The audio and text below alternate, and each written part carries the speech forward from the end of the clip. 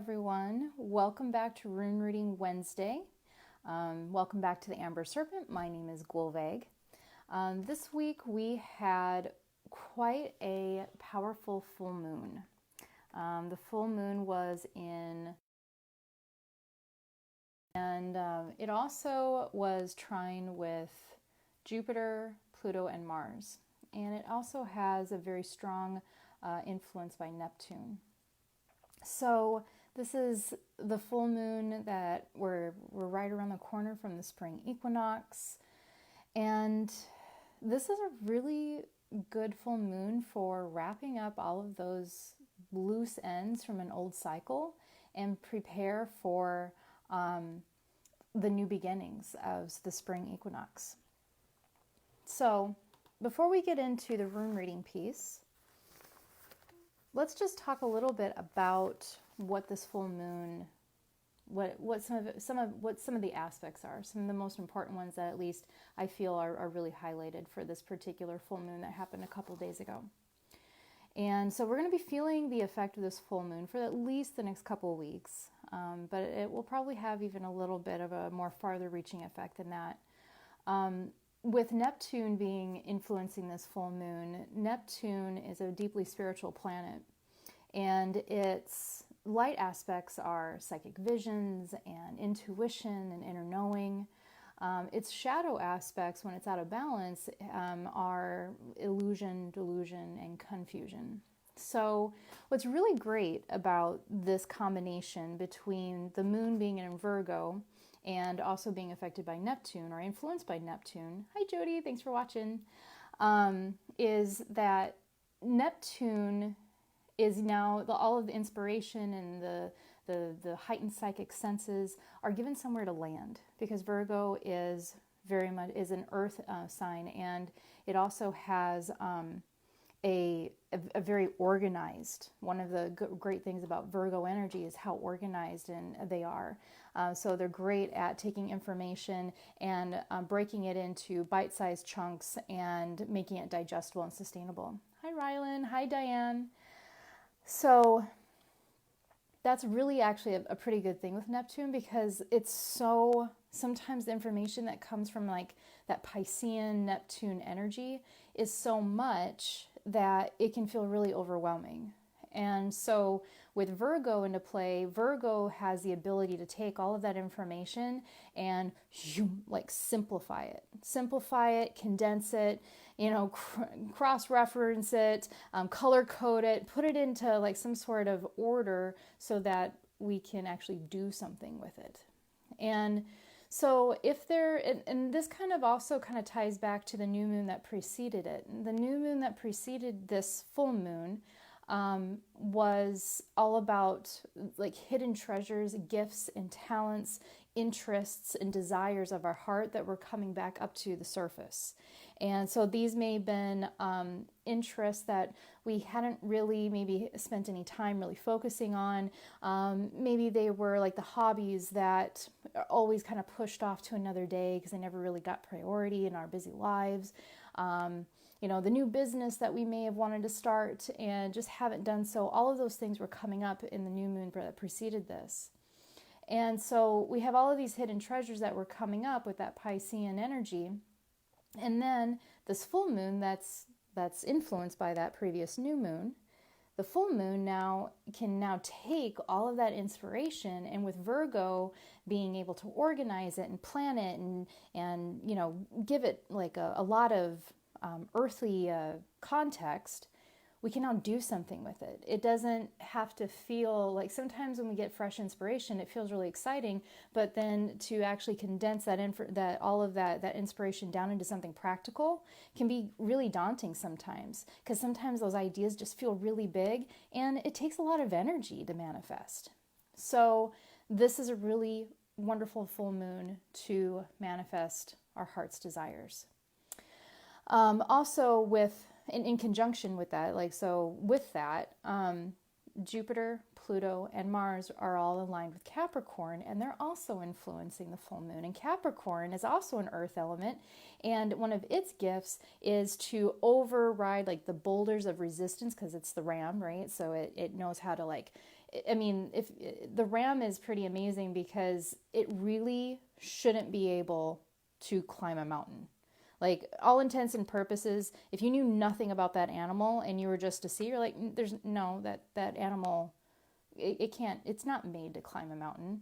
And then you see this four-legged hoofed animal being able to like just have like this sense of balance where it can just, it can climb. It can climb, even though it doesn't necessarily seem available to it.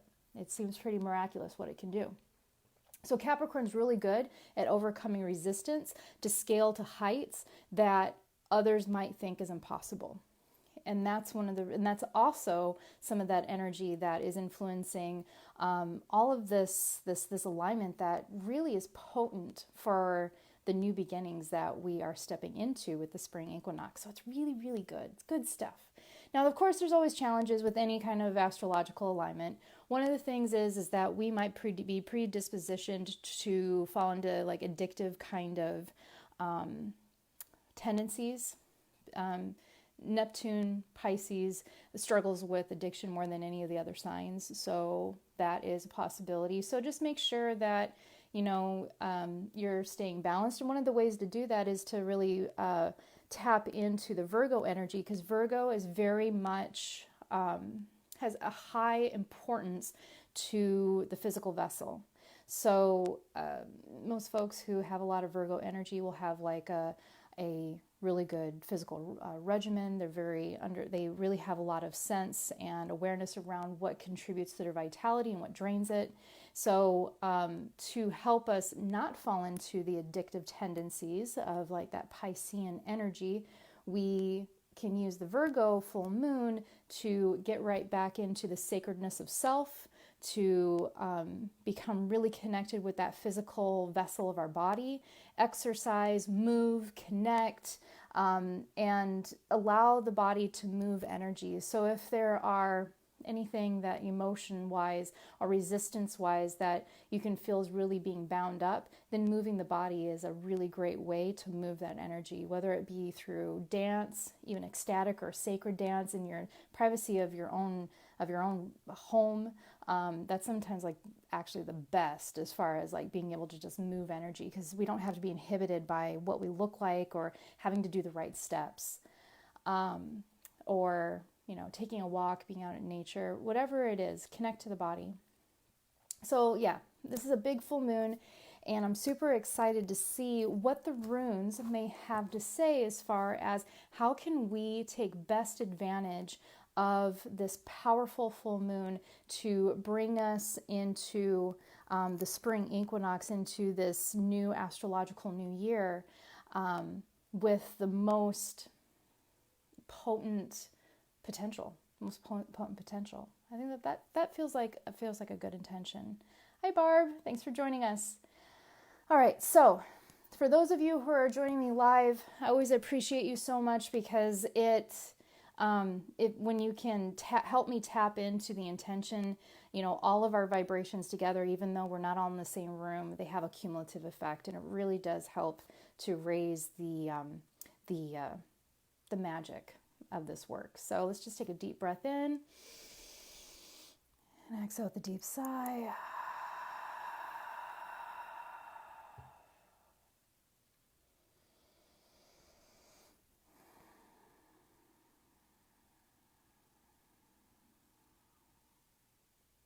So I'd just like to take a moment to ask our divine highest selves, Source,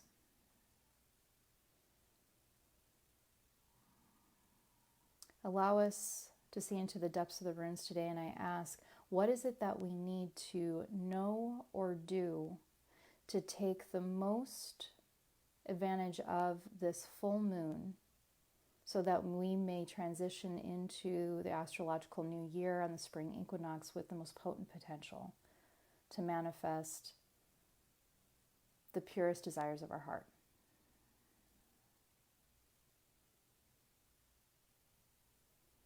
Thank you.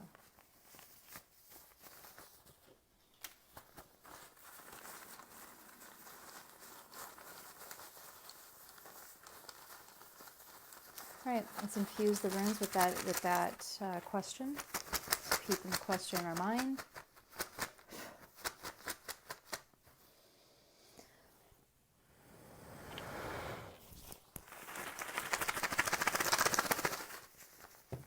Rune pool number 1. Oh wow, okay. There's 3 of them.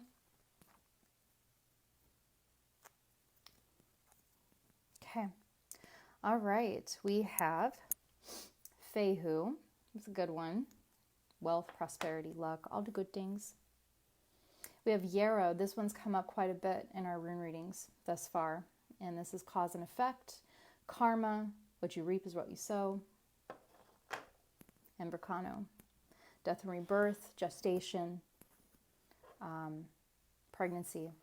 But not necessarily, it doesn't always have to be physical pregnancy. It can just be gestation of any creation. Okay, line number 2. All right. We have Nauthies, resistance. The 2 sticks rubbing together before the fawn buyer comes to forth. Okay. And rune pool number 3, we have Anzus, communication, and the horse and the rider. Just take a moment. We're going to see how these energies are all coming together.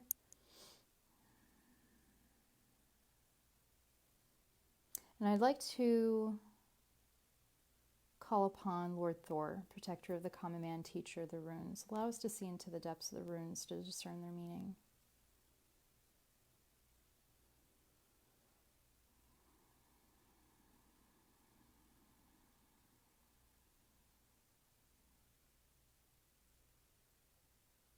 Okay. So, by the way, Thor is the son of Odin. So I know that a lot of folks call upon Odin to read the runes because he's the one that drew them from, hung on the tree of life for 9 days to receive them. And I just simply have a closer relationship with Thor. That's the reason why I call upon Thor. Okay, so there's a lot of potential, a lot happening, and a lot of tying up of the old to start the new. So we have Fehu. My thought is that a lot of us who are either watching this video now or who will be watching this video in the recording have a good idea as to what the heart is calling us to do. That there's been a lot of death and rebirth over the last year, and I know personally, and from those that are close around me, to this to be true, and that now we are taking a look and reassessing what has been in order to decide what it is that comes next. For many of us, there might be so many different ideas, that shiny object, so to speak, that it might be difficult to decide what path to take. And so the resistance here is the friction, so to speak, because the 2 sticks that rub together, it represents a type of friction, a type of resistance, but this isn't necessarily all bad. I mean, none of them are really all bad, but this one specifically is the friction that has to take place in order for creation, in order for the bonfire to ignite. Human beings, we don't actually thrive in a stress-free environment. There's good stress and there's bad stress. Bad stress is the kind of stress that makes us freeze, the kind of stress that overwhelms the system, the kind of stress that robs us of vitality. Good stress is about the kind of stress where we deal with limitation. You have to have limitation in order for creation to take place. Without any kind of limiting context, the energy doesn't condense enough in order for something to actually take physical shape.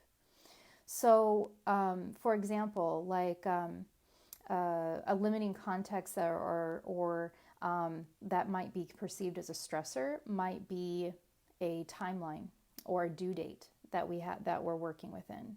If you've ever, for example, given someone a project or asked somebody to do something and don't give them a time frame in which it needs to be done, chances are it won't get done. Chances are life will happen, there'll be distractions, and it will always get pushed to the side. So if there are limiting factors such as time, money, space, this is an opportunity to reframe that as not necessarily like something that will rob us of our manifestation, but something that perhaps is giving us context so that we can, one, decide what it is that we want, take the steps that are necessary, and to go forth in a particular way where we can have an organized plan. Many of us seekers and magical folks, we really like the ethers, and this is for me too. I love floating. It's fun in the ethers. It's the realm of potential. It's the realm of dreams and psychic visions, and for some of us, it just feels more like home up there. And that's not necessarily a bad thing. Hi, Shar. Thanks for joining us. But eventually we have to land because this is our home. Our physical vessel is our home. So if there's so many ideas that we become overwhelmed and nothing ever gets done, then there might be something that comes up in the near future that gives us that might make that decision for us. And it may come up at first as being something that's uncomfortable, but in the long run, it actually is what's going to make something happen. It's going to basically be discomfort that either gets us off the couch or makes us commit to something. Either two things might happen here. Either we're going to decide those factors for ourselves, or life is going to decide them for us. This full moon is really asking us to decide what we want. I can't tell you how many times it happens in my professional one-on-one readings where we're doing the reading and a person is wanting to know, like, if this happens, what might happen? If this happens, what are the potentials? And we're taking a look and looking at all the different options. And so often it comes down to just asking, well, what is it that you want? We sometimes dismiss how powerful our free will is. We sometimes dismiss how much influence we actually have over our own decisions and how much influence we might have over how things might transpire. It's not that we're wanting to micromanage or overly control our future or what happens, and yet, as co-creators, we are asked to make some sort of decisions as to what the next step is for us, or what is it in the long run our vision is. And then, of course, allowing within those parameters life to unfold as it's going to unfold. So it's kind of a tricky balance. It's a tricky balance to have that place of surrender where we allow life to unfold as it may, and at the same time use our own volition of our own personal power to decide ultimately long-term wise what kind of life we'd like to lead, who we want to be, and how we want to show up in the world. And this full moon is an excellent full moon to start playing with that boundary and with that balance.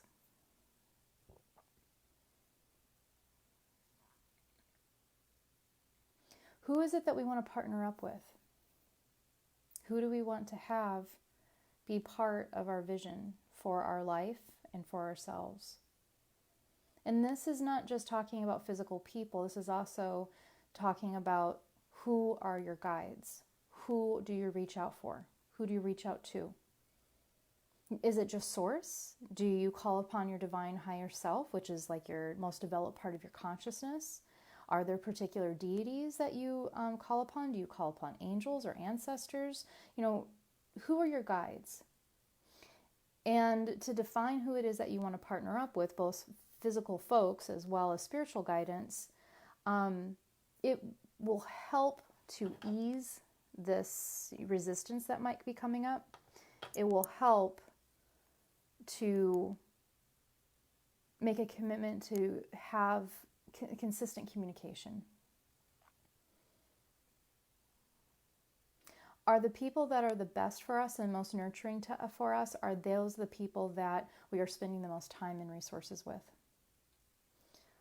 There's a lot of, it's not uncommon for folks to spend the most time with folks, with friends and family, coworkers who aren't necessarily good for them.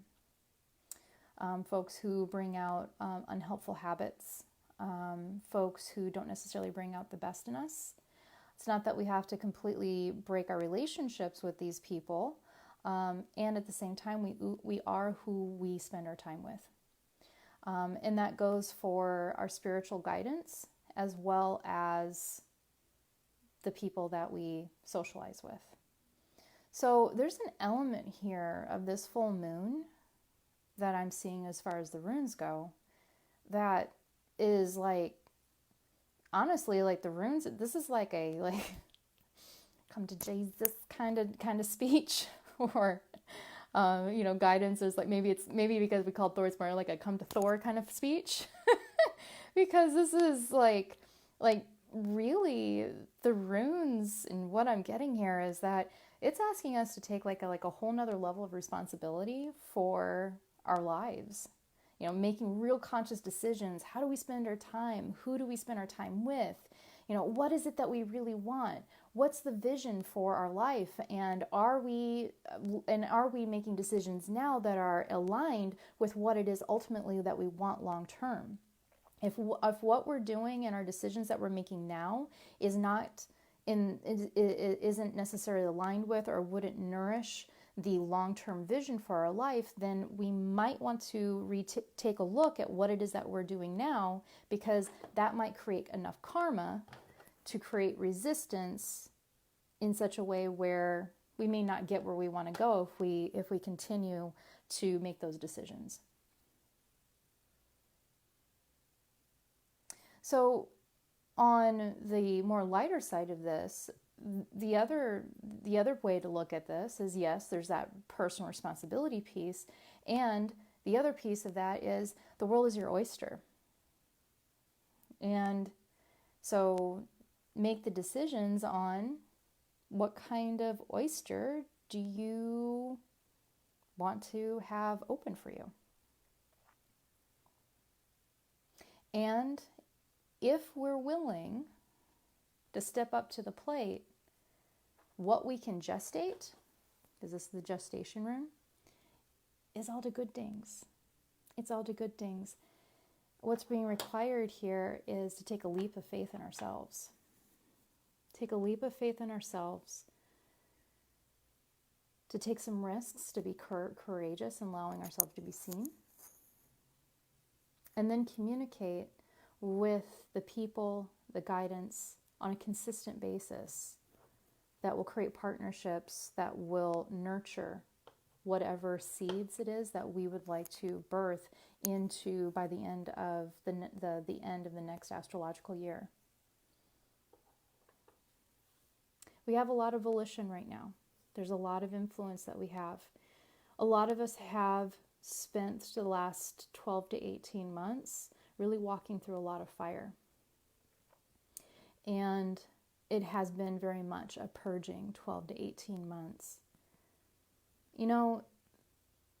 The discomfort of life, it isn't just because life is like unfair or whatever. The discomfort is often there to change us and to help us reach another level of creativity. So if you have had a 12 to 18 months that has been really trying, if you've walked through a lot of fire, I say, you've already done the hard work of getting through the death phase.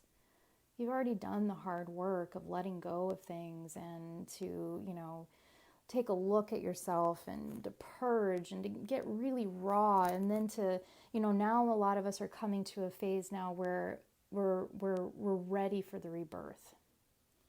And all that's really being asked right now is just to take that leap. Take that leap, because you've already done the hard work. You've already put in your dues. So all that's being asked is just take one more leap of faith. Do that one thing that really scares you. Have that conversation that's hard. Because you earn it. You deserve it. You deserve to have all of the winnings for everything that you've put in. So if it's just one more thing that you have to do, it's like a marathon, right? Where, we hear about that second win that runners get, and they're right there in that last mile, and they ran this long, treacherous marathon, and they're right there. They can see that end finish line is right there. So just keep putting one foot in front of the other. Keep going the course, doing the course. Keep your vision, because we're almost there.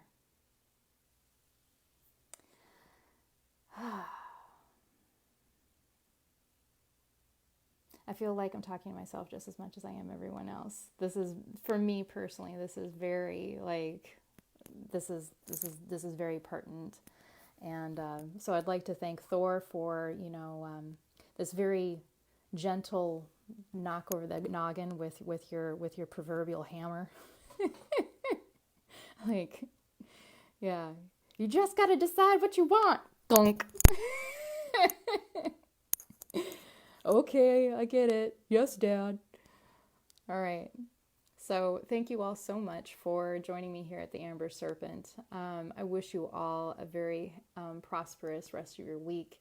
And I will see you back here next week. Thanks. Bye-bye.